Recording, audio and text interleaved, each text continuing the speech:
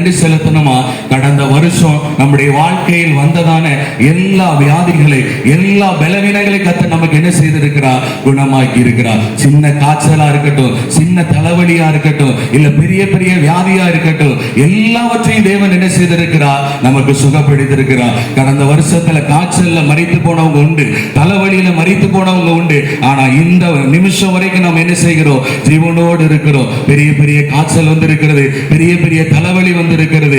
எல்லாவற்றிலும் கர்த்தர் நமக்கு என்ன தந்திருக்கிறார்? சுகத்தை தந்திருக்கிறார். அதை நினைத்து நீங்களும் நானும் இந்த புதிய வருஷத்துல என்ன செய்யணும் பாருங்க, கர்த்தருக்கு நன்றி செலுத்துறவர்களாய் இருக்கணும். அப்பதான் கர்த்தர் என்ன செய்வார்? இந்த புதிய வருஷத்தை நமக்கு ஆசீர்வாதமாய் மாற்றுவார். அல்லேலூயா.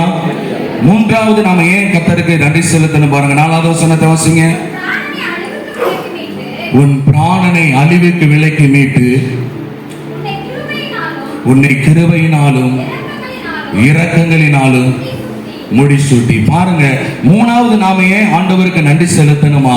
கடந்த வருஷத்துல நம்முடைய ஆத்மாவை அழிவுக்கு, மரணத்திற்கு கர்த்தர் என்ன செய்திருக்கிறார்? பாதுகாத்திருக்கிறார். எத்தனையோ விபத்துக்கள் இருந்து கர்த்தர் நம்மை பாதுகாத்திருக்கிறார். எத்தனையோ காரியத்துல பிசாசு நம்மை விழுங்கிறலாம், இவனை கொலை செய்திடலான்னு வகை தேடும் பொழுது கர்த்தர் எல்லாவற்றிலும் இருந்து நம்மை விலக்கி பாதுகாத்திருக்கிறார். அதை எப்படி பாதுகாத்தாரா? அவருடைய கிருபையினாலும் இரக்கத்தினாலும் நமக்கு முடிசூட்டி, நமக்கு ஒரு அதிகாரத்தை கொடுத்து கர்த்தர் நம்ம என்ன செய்திருக்கிறார்? பாதுகாத்திருக்கிறார். அதை நினைத்து இந்த வருஷம் நம்ம கர்த்தருக்கு என்ன செய்யணும் பாருங்க, அதிகமாய் ஸ்தோத்திரம் செலுத்துறவர்களாய், அதிகமாய் கர்த்தருக்கு என்ன செய்யணும் பாருங்க, நன்றி செலுத்துறவர்களாய் இருக்கணும். அப்பதான் இந்த புதிய வருஷத்தை கர்த்தர் நமக்கு ஆசீர்வாதமாய் மாற்றுவார். அல்லேலூயா.